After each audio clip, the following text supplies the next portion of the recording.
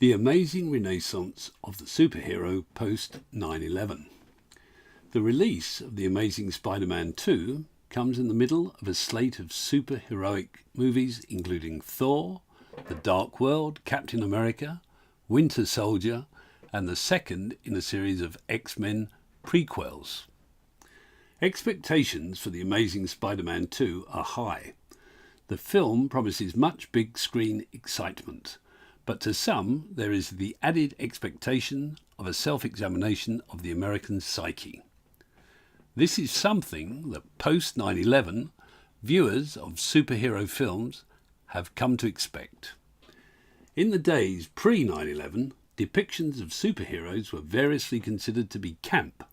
In the case of Batman series, for example, simple entertainment, fantasy and escapism. The original Superman film from 1978, for example, touted the tagline, "You'll believe a man can fly." But post 9/11, preoccupations have slowly propelled a fundamental change in how superheroes are used to reflect the societies in which they exist.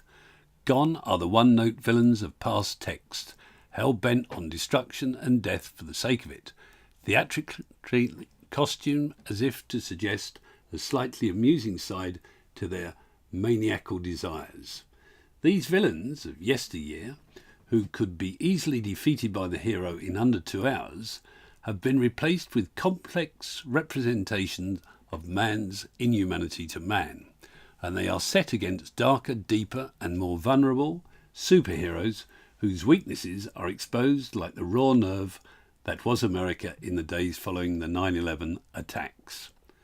The superhero was forced to evolve past the camp entertaining structures of the past and to acknowledge with considerable pain that, when faced with a threat, anything America had yet to encounter, the superhero of yesteryear was no longer capable of swooping in to save the day.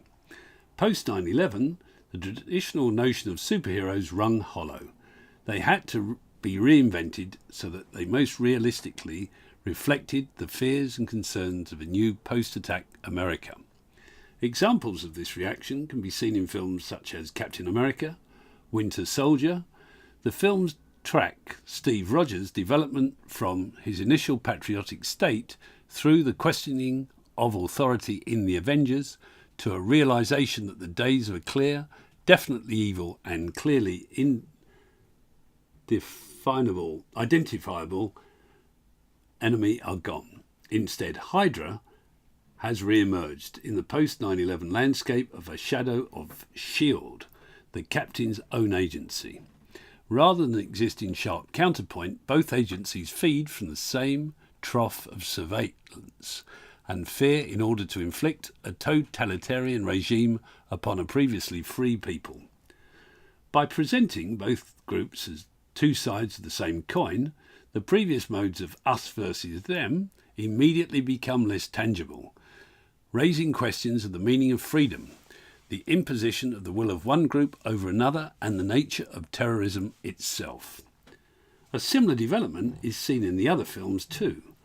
Iron Man's Tony Stark, for example, moves quickly through an evolution from heartless arms dealer to using his technological genius for the greater good. He comes to understand the post 9/11 world as one in which the climate of fear greatly increases the capacity to abuse people. A more nuanced character emerges, and more overtly Iron Man has tackled the power of fear as a weapon of contemporary terrorism by centering the most recent film on an international terrorist's machinations to power. The fact that the terrorist turns out to be a well-produced phony furthers the 9/11 anxiety about the power of fear to craft policy. But it is perhaps Spider-Man who audiences have always been able to identify most directly with.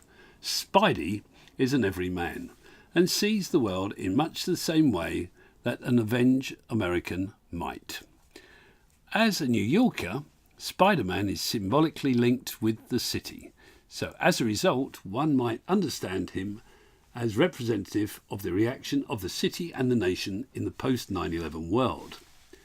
The hero is frequently seen seeking to understand his identity both as a regular guy and as a hero. The self-questioning is similar to the self-reflection that America as a nation was forced to undertake after 9/11. Some of the most poignant imagery in the comics immediately following the attacks was that of Spider-Man observing the rubble with an all-consuming feeling of powerlessness. And in the films that have followed, viewers watch him successfully save the city from imminent threat after imminent threat while being demonised in the press. In these films, the role of the media to construct a narrative of who is good and who is a threat is a prominent feature. Each scene seems to replay the destruction of 9/11 with a more hopeful ending, acting as a filmic exorcism of anxiety. These figures are super-powered beings, able to do things beyond the grasp of mortal man. But in most cases, they are men and women themselves. The spectre of terrorism that reared its head on 9/11 has fundamentally changed the heroes as well as the country. They are no longer purely nationalistic icons of the might of a nation state or manifestations of a particular wish, dream or emotion.